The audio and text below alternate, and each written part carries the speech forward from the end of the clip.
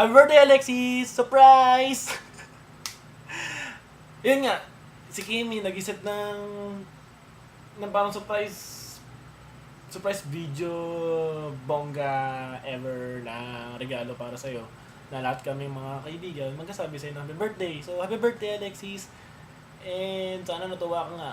Tsaka, nag-video na lang ako dahil alam mo namang pangit yung sulat ko eh.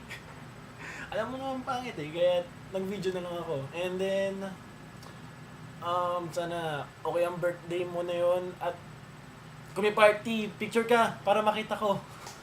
At alam mo namang baka di ako pwedeng pumunta kapag meron, di ba?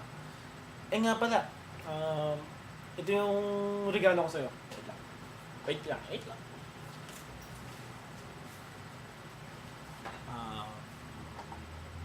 O sana magustuhan mo ha. Ready ka na? Sure ka? Sige.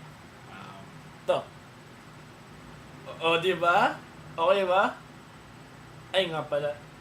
Invincible kasi siya kapag di mo makita in person. Pero ito talaga regalo ko sa'yo.